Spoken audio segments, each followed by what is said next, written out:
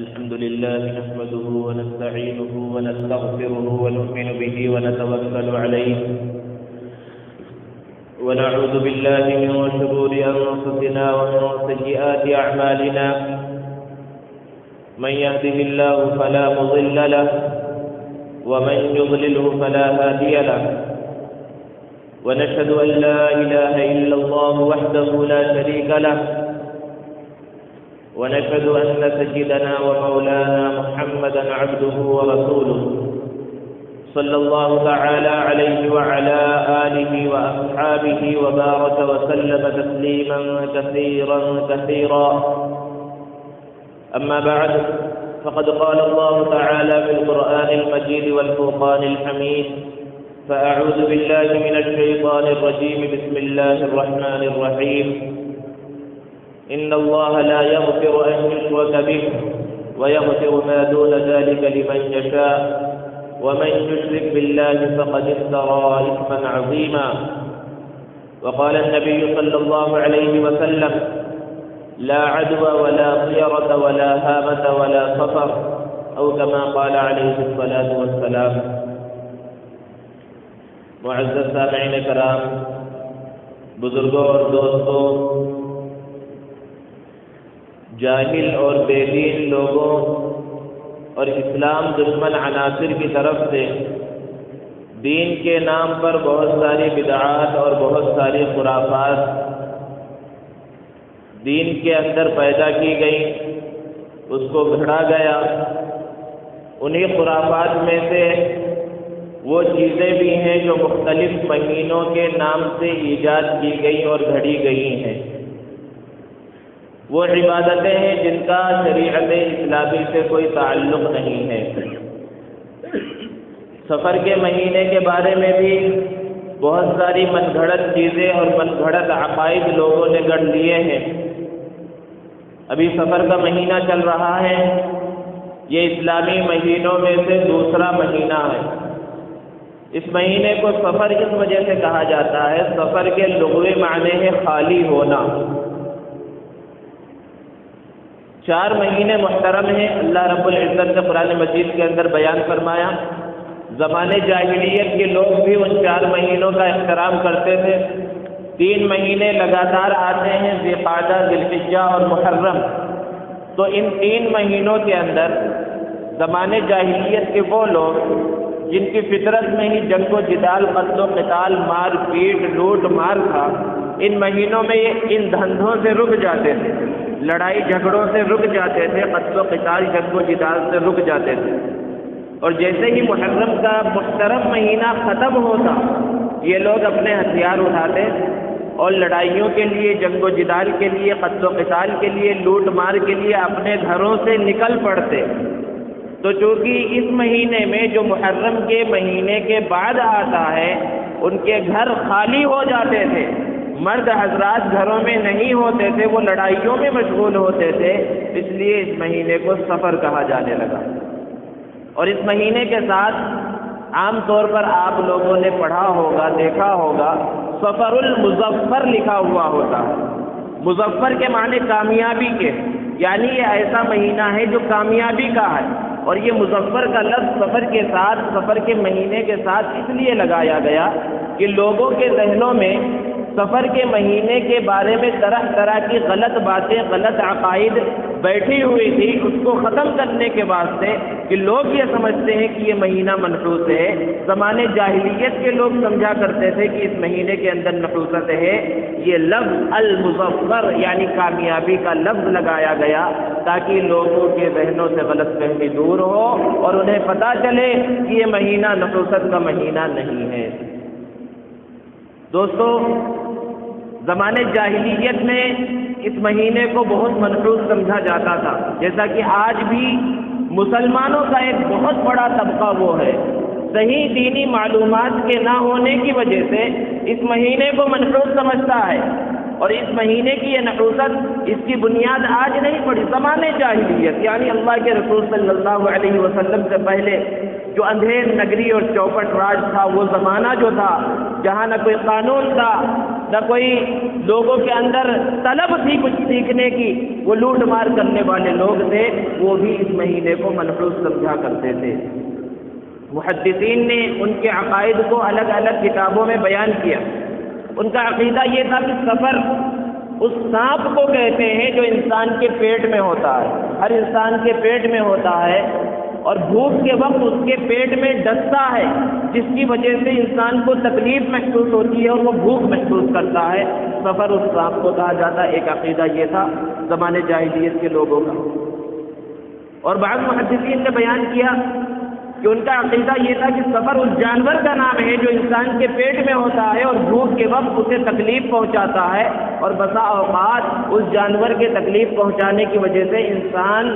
کی موت بھی آ جاتی ہے۔ اور یہ عقیدہ تھا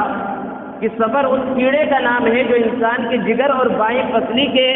درمیان ہڈیوں میں رہتا ہے، اور جب وہ اثر کرتا ہے، تکلیف پہنچاتا ہے، تو اس کی وجہ سے انسان کا بدن پیلا پڑ جاتا ہے، گویا کہ جس کو آج طب کی اصطلاح میں یرقان کہا جاتا ہے۔ ان کا عقیدہ یہ تھا کہ اس کیڑے کے اثر کی وجہ سے ہوتا ہے۔ اسی طرح زمانے جاہلیت میں بسنے والے لوگوں کا عقیدہ یہ تھا کہ سفر کے مہینے میں بہت کثرت کے ساتھ بہت زیادہ مصیبتیں نازل ہوتی ہیں۔ اسی طرح کے اور بہت سارے عقائد تھے۔ بعض محدثین نے بیان کیا کہ وہ سفر کے مہینے سے بدفعلی بدشگونی لیا کرتے تھے، اس مہینے کو اچھا نہیں سمجھتے تھے۔ دوستو، اسلام کا جو بنیادی عقیدہ ہے وہ ہے توحید، اور توحید کسے کہا جاتا ہے؟ اللہ کو ایک ماننا، اس کی ذات کو، اس کی صفات کو ایک ماننا، اس کی ذات میں، اس کی صفات میں کسی کو شریک نہیں ٹھہرانا، اور یہ عقیدہ رکھنا کہ اللہ ایک ہے، اس کی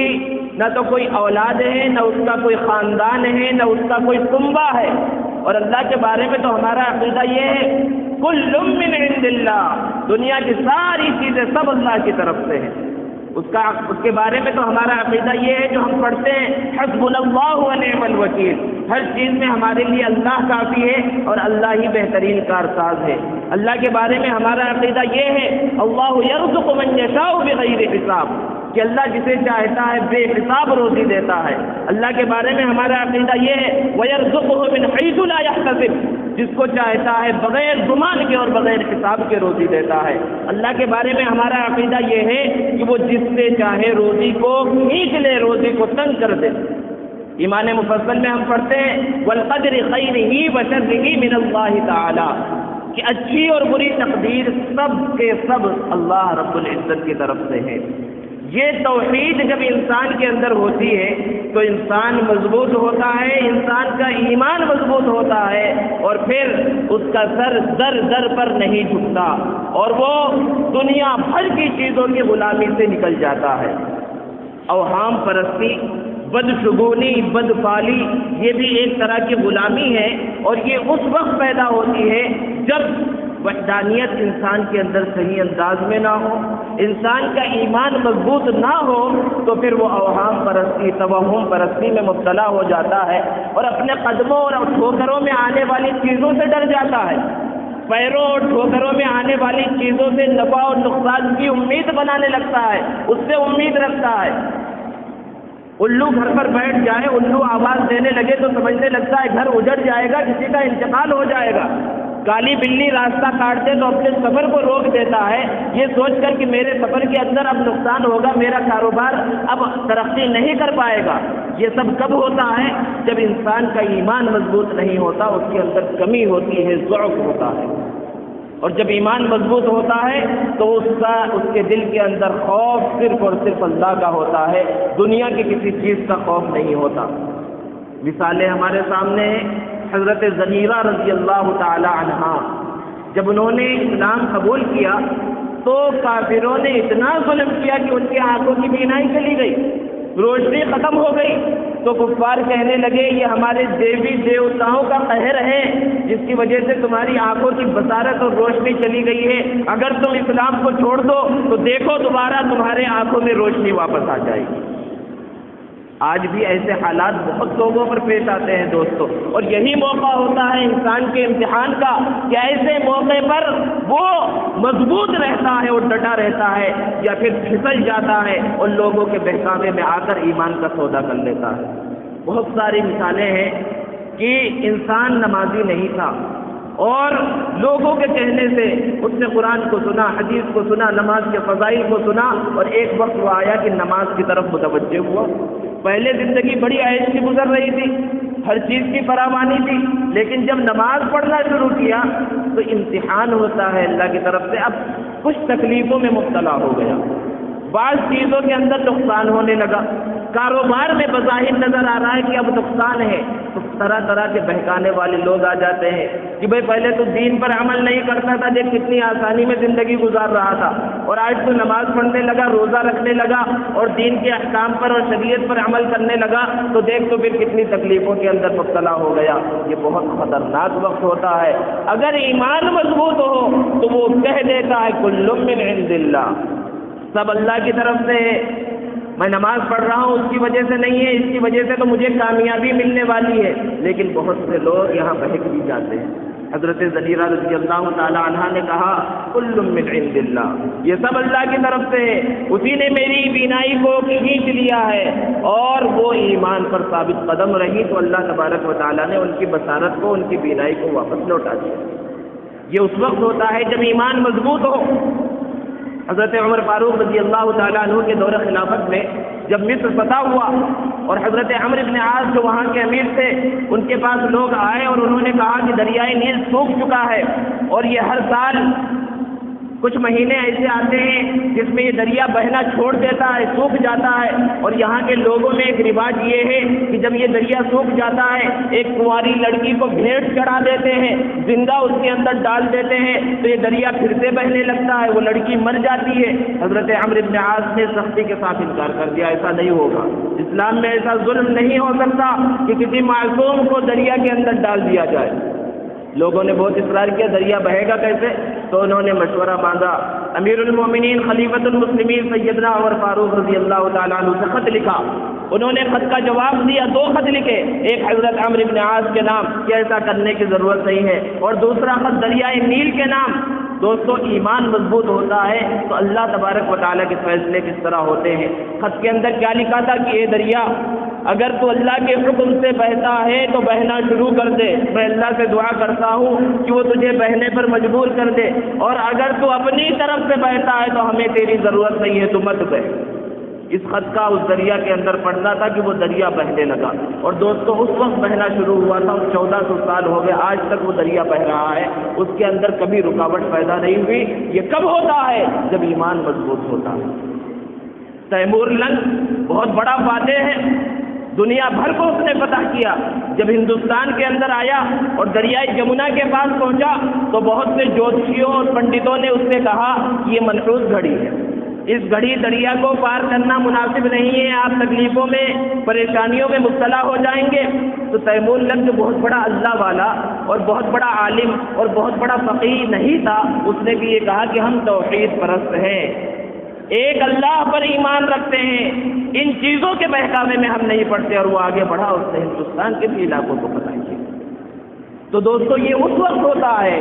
بنیاد یہی ہے کہ ایمان مضبوط رہے انسان کا، تو پھر انسان ان سب چیزوں کے اندر نہیں پڑتا۔ لیکن آج جب ایمان مضبوط نہیں ہے تو ہمارے معاشرے میں کس طرح سے لوگ توہمات کا شکار ہیں۔ سننے میں اس طرح آتا ہے کہ اگر نئی نئی شادی ہوئی اور بہو گھر کے اندر آئی اور اتفاق سے سسرال میں جیسے ہی آئی کسی کا انتقال ہو گیا چند دنوں میں، تو اس بہو کو منحوس سمجھا جاتا ہے، تانے دیے جاتے ہیں کہ تیرے منحوس قدم گھر میں پڑے اور فلاں کا رشتے دار کا انتقال ہو گیا۔ اس طرح کا عقیدہ رکھا جاتا ہے۔ کیسے کیسے توہمات مسلمانوں کے اندر پائے جاتے ہیں۔ آنکھ پھڑکنے لگتی ہے تو کہتے ہیں کوئی مصیبت آنے والی ہے، ہچکی آ رہی ہے تو سمجھتے ہیں کوئی ہمیں یاد کر رہا ہے، سیدھے ہاتھ میں کھجلی ہو رہی ہے تو سمجھنے لگتے ہیں ہمیں مال ملنے والا ہے، دائیں پیر میں کھجلی ہو رہی ہے تو سمجھنے لگتے ہیں مال ملنے والا ہے، گھر کے دروازے پر یا دیوار پر الو بولنے لگتے ہیں تو سمجھنے لگتے ہیں کوئی مہمان آنے والا ہے۔ اس طرح کے پتہ نہیں کتنے خرافات اور کتنے توہمات ہمارے مسلمانوں میں اور خصوصاً خواتین کے اندر پائے جاتے ہیں۔ چپل الٹی نظر آئی تو بے شک یہ بات ٹھیک ہے کہ چپل کو سیدھا کر دینا چاہیے، اور اس سے طرح طرح کے عقیدے جو ہے بنا لیتے ہیں۔ کوئی بھگونے کے اندر کھانے لگے یا بڑے چمچ سے کبھی کھانے لگے تو عورتیں کہتی ہیں تیری شادی کے اندر بارش ہوگی۔ دوستو، یہ توہمات آج مسلمانوں کے اندر ایمان کی کمزوری کی وجہ سے پیدا ہوئے، اور ایسے بہت سارے توہمات ہیں۔ معصوم سا خوبصورت پھول سا بچہ ہے، گورا چٹا ہے، لیکن ماں اس ڈر سے کہ کہیں اس کو نظر نہ لگ جائے اس کے اوپر کالی ٹوپ دیتی ہے، اس کے چہرے پر، اس کے گال پر، اس کے کلے پر کالا نشان لگا دیتی ہے کہ نظر نہ لگ جائے۔ وہ خوبصورت چہرہ، وہ پھول سا چہرہ جس کو اللہ نے خوبصورت بنایا، اس کو کالا کر دیا، اس کے اندر ایک عیب لگا دیا۔ ارے نظر برحق ہے، نظر لگتی ہے، اس کا ثبوت ہے احادیث مبارکہ میں، لیکن نظر سے بچنے کی دعا تو قرآن کے اندر موجود ہے۔ کیا اس سے نظر سے بچا جائے گا؟ ہاتھوں اور پیروں میں بچوں کی ڈوریاں باندھ دی جا رہی ہے اور عقیدہ یہ رکھا جا رہا ہے نظر سے حفاظت ہوگی،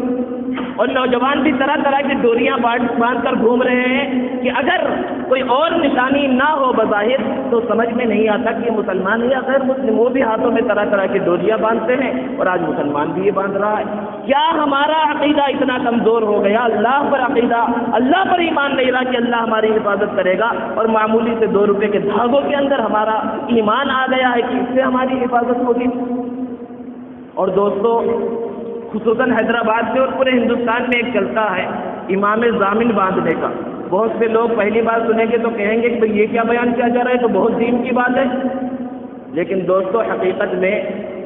سنیوں کے اندر، مسلمانوں کے اندر بہت سی چیزیں روافض سے آ گئی ہیں، شیعوں کے اندر سے بہت ساری خرافات مسلمانوں کے اندر آئی ہیں، اسی میں سے امام ضامن ہے۔ امام ضامن کا باندھنا ہے، اور امام ضامن شیعوں کے ایک امام ہیں جو ہو چکے یا ہونے والے ہیں، وہ مجھے تو نہیں معلوم ہے، اور وہ امام ضامن مارکیٹ میں طرح طرح کی خوبصورت ڈوریوں کے اندر ملتا ہے، خصوصاً شادیوں میں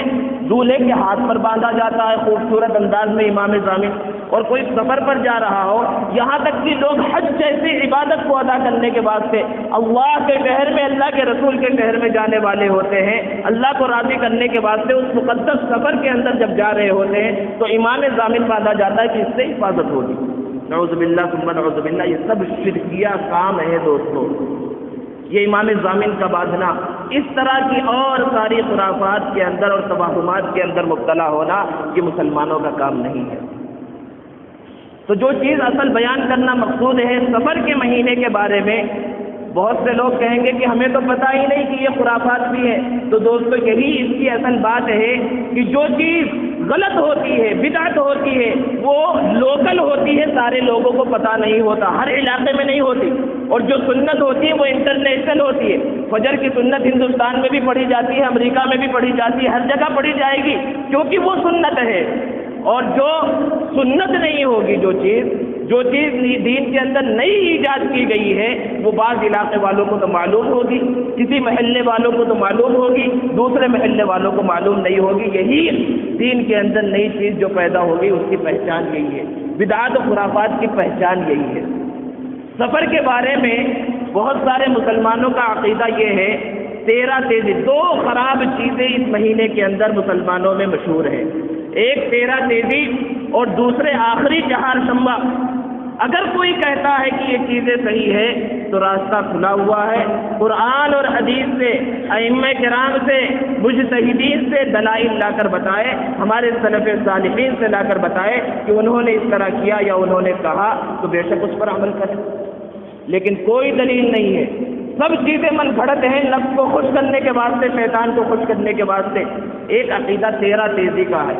سفر کے مہینے کو 13 تیزی کہا جاتا ہے کہ شروع کی 13 تاریخیں بہت منحوس ہیں۔ ویسے تو پورے سفر کے مہینے میں بہت سارے مسلمان ہیں جو شادی بیاہ نہیں کرتے کیونکہ یہ مہینہ منحوس ہے، حالانکہ اللہ رب العزت نے پیدا کیا۔ اللہ تبارک و تعالیٰ نے فرمایا حدیث قدسی کے اندر کہ تم زمانے کو برا مت کہو کیونکہ میں ہی زمانہ ہوں، ساری چیزوں کو میں نے پیدا کیا۔ گویا کہ خود بخود اللہ رب العزت کی طرف الزام لگایا جا رہا ہے۔ تو کوئی زمانہ منحوس نہیں ہوتا، کوئی وقت، کوئی گھڑی منحوس نہیں ہے، اور نہ اللہ کے رسول صلی اللہ علیہ وسلم نے کسی وقت کے بارے میں بیان فرمایا، نہ قرآن کے اندر اس کا تذکرہ ہے کہ یہ وقت منحوس ہے۔ ہاں،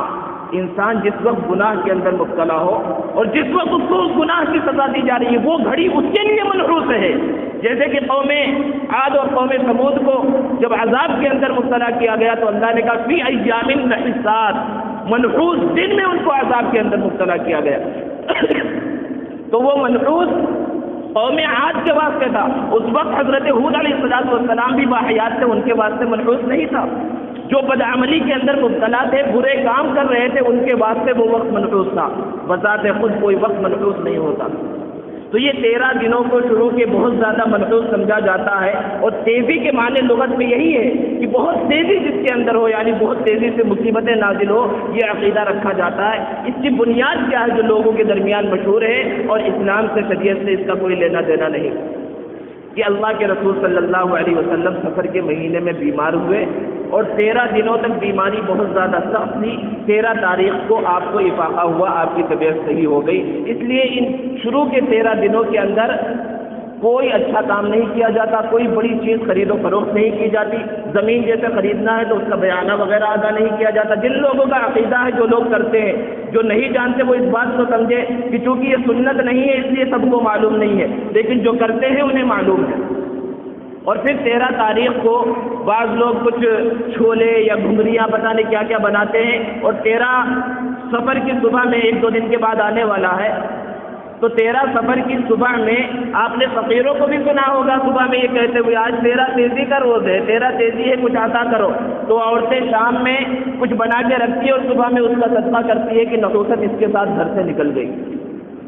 دوستو، سب سے پہلی بات تو یہ کہ جس بنیاد کو یہاں رکھا گیا اور جس کی بنیاد پر یہ عقیدہ گڑھا گیا، یہ مہینہ منحوس ہے۔ کیا اللہ کے رسول صلی اللہ علیہ وسلم سفر کے مہینے میں بیمار ہوئے؟ سب سے پہلے تو ہمیں احادیث مبارکہ میں یہ دیکھنے کی ضرورت ہے،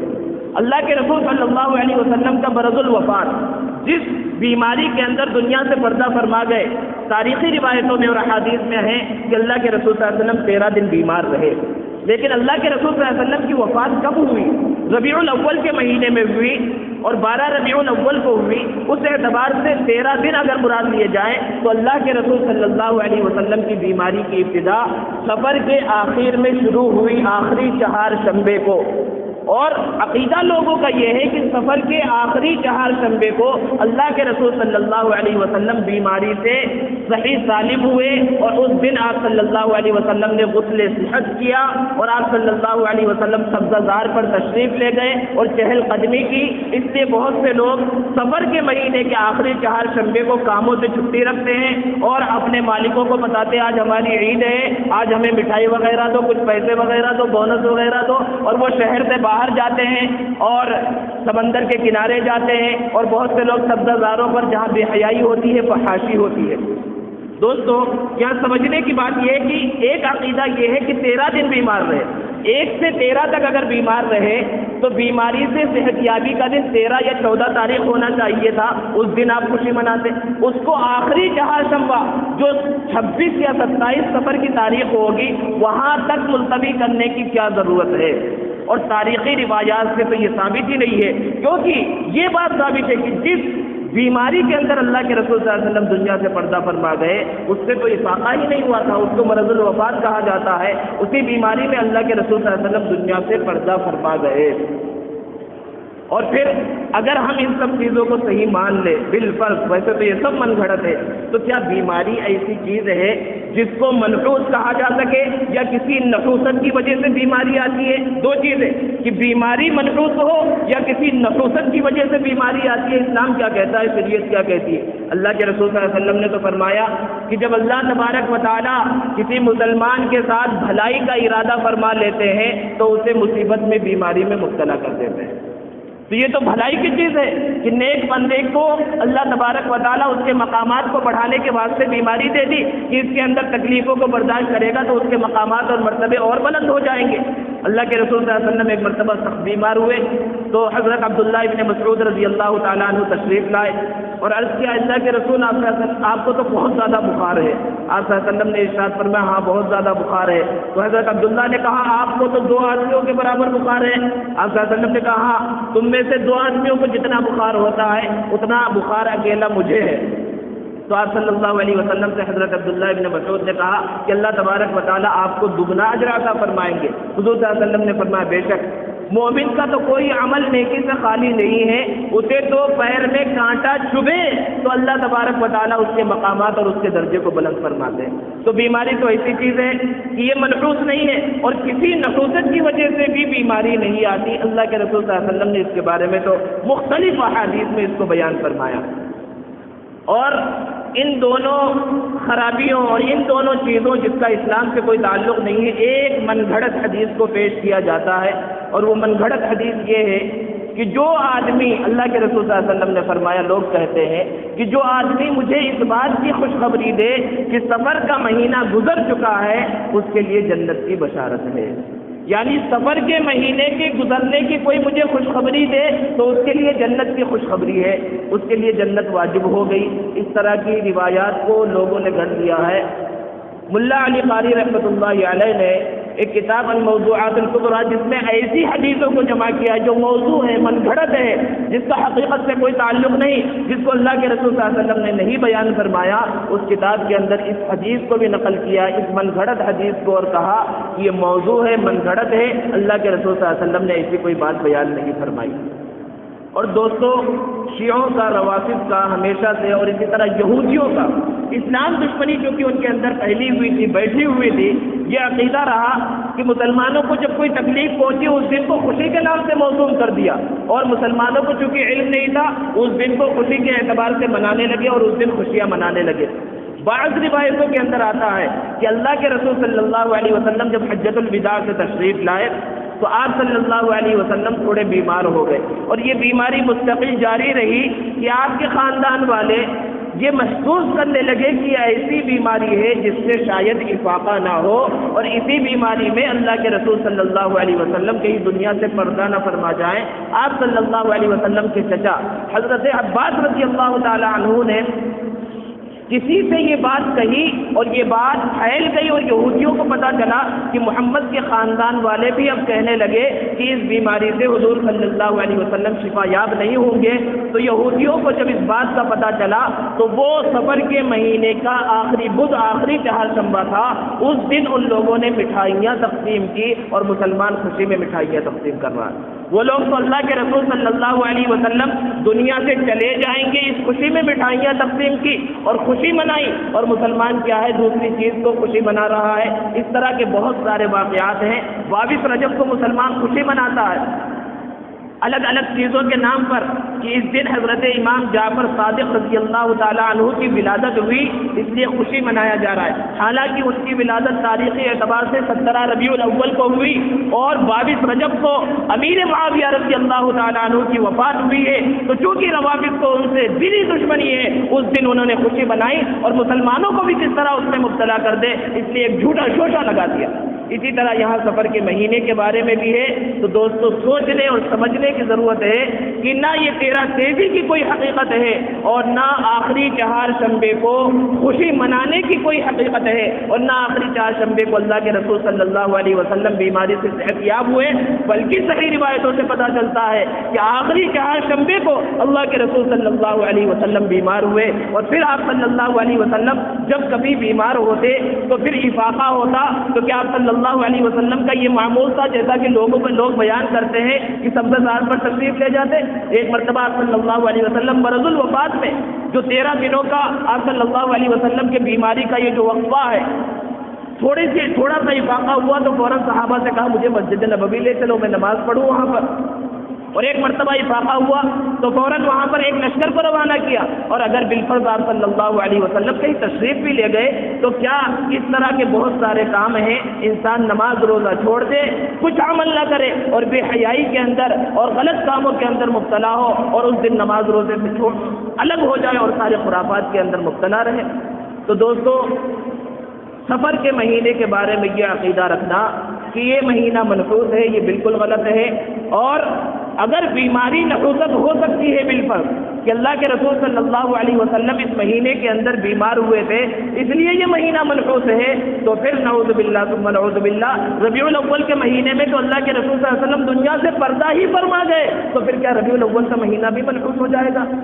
ان چیزوں کو سمجھنے کی ضرورت ہے دوستو کہ کہاں سے ہمارے اندر دین کے اندر جاہل اور اسلام دشمن عناصر نے کیسی چیزوں کو داخل کر دیا ہے، اور مسلمان اور خصوصاً خواتین ان سب چیزوں کے اندر شریعت سمجھ کر دین سمجھ کر اس پر عمل کر رہی ہیں۔ اس کے اندر مسلمان مردوں کی ذمہ داری ہے کہ ان سب خرافات سے خود بھی بچیں اور اپنے گھر والوں کو بھی بچانے کی کوشش کریں۔ اللہ تبارک و تعالی عمل کی توفیق عطا فرمائے۔ دوستو دوسری ایک اہم بات موجودہ حالات کے متعلق کہنی ہے کہ جیسا کہ ملک کے جو حالات چل رہے تھے بہت سارے مسائل، ان سب مسائل جیسے کہ مسلم پرسنل لا اور انکاؤنٹر وغیرہ، ان سب مسائل کو چھپانے اور لوگوں کی نظر اس سے ہٹانے کے واسطے حکومت وقت نے جو اعلان کیا کرنسی کے بارے میں، نوٹوں کے بارے میں، کہ 500 اور 1000 کے نوٹ بند کیے جا رہے ہیں اور وہ اب قانونی کرنسی نہیں رہ گئے، انلیگل ہو چکے ہیں، تو لوگ بہت زیادہ پریشانی کے اندر مبتلا ہو گئے، اور خصوصاً غریب لوگ جو 20 سال سے 10 سال سے محنت کر رہے تھے، ان کا کوئی اکاؤنٹ نہیں تھا اور وہ جمع پونجی اپنے گھروں میں جمع کر رہے تھے، اور 10 سال میں 5 سال میں انہوں نے اگر 5 لاکھ روپے جمع کر دیے تو جیسا کہ قانون کہتا ہے، قانون میں کل ہی یہ بات آئی ہے اور حکومت نے یہ بیان دیا کہ کوئی 2.5 لاکھ روپے سے زیادہ وہاں پر جمع کرے گا تو 200% پینالٹی لگے گی اور انکم ٹیکس الگ سے دینا پڑے گا، تو اس غریب کے پاس بچے گا کیا؟ اب ایسے لوگ پریشان ہو گئے، اور جن کے اندر ضمیر نہیں ہے یا دل نہیں ہے، دھڑکتا ہوا دل، رحم دل جو ہونا چاہیے وہ نہیں ہے، وہ ایسے لوگوں کا فائدہ اٹھانے لگے، اور کیا ہے، نوٹوں کا کاروبار عروج پر ہو گیا کہ 1000 کی نوٹ 800 روپے کے اندر خریدی جا رہی ہے، یعنی اب وہ شخص بینک میں نہیں جا سکتا تو اس سے 1000 کی نوٹ لے کر اس کو 800 روپے دیے جا رہے ہیں، 500 کی نوٹ لے کر 300 یا 400 روپے دیے جا رہے ہیں۔ دوستو سمجھنے کی ضرورت یہ ہے کہ یہ کھلا سود ہے، یہ کھلا ہوا سود ہے۔ جو لوگ ایسا کاروبار کر رہے ہیں، چاہے مسلمان ہو چاہے غیر مسلم ہو، وہ کرنے والے الگ ہیں، ان کے لیے تو سخت وعیدیں ہیں، لیکن جو اپنے نوٹ اس طرح بدلوا رہے ہیں، اپنی جمع پونجی وہ خرچ کر رہے ہیں، بیکار کر رہے ہیں، محنت کا پیسہ، اور جو انہوں نے کئی سالوں کے اندر کمایا، اس طرح 1000 میں 200 کا نقصان یا 300 کا نقصان کر رہے ہیں، انہیں بھی سمجھنے کی ضرورت ہے کہ ایک تو دنیا کا بھی نقصان ہو رہا ہے کہ 1000 میں سے 200 یا 300 ہمارے چلے جا رہے ہیں، اور اسی طرح آخرت کا بھی بہت بڑا نقصان ہے، کیونکہ یہ سود ہے، اور جس طرح سود کا لینا حرام ہے اسی طرح سود کا دینا بھی حرام ہے۔ تو ابھی بہت لمبا وقت ہے، 50 دنوں کا وقت ہے، اطمینان سے جلد بازی نہ کرے اور اپنے سرمایے کو ضائع کرنے کی کوشش نہ کرے، اور کوئی ایک آدمی بھی اس طرح اپنے نوٹ کو کم پیسوں کے اندر نہ دے۔ ہاں، کچھ لوگوں کے سامنے اگر مسئلہ ہے تو مسلمانوں کی یہ ذمہ داری ہے، المؤمنون کجسد واحد، سارے مسلمان ایک جسم کی طرح ہوتے ہیں کہ اگر ابھی انہیں فی الوقت کسی چیز کی ضرورت ہے، بیمار ہو گئے، ہاسپٹل میں جا رہے ہیں، ان کے پاس صرف 1000 اور 500 کے نوٹ ہے، تو دوسرے مسلمانوں کی ذمہ داری ہے کہ کسی طرح ان کے نوٹ لے کر اس کو 100 کے نوٹوں میں یا جو نئے نوٹ آئے ہیں اس کے اندر تبدیل کرا کر دے، جو خود سے نہ کر سکتے ہو، یہ بھی ثواب کا کام ہے۔ لیکن انسان خود بھی بچے، اور جو لوگ اس طرح کے کاروبار میں شامل ہیں یا مسلمان اس کے اندر مبتلا ہو رہے ہیں انہیں بھی بچانے کی کوشش کرے، کیونکہ اس کے اندر بہت بڑا ثواب ہے، اور سود سے خود بھی بچنا اور لوگوں کو بھی بچانا۔ اللہ تبارک و تعالی ہم سب کو عمل کی توفیق عطا فرمائے۔ وآخر دعوانا الحمد للہ رب العالمین۔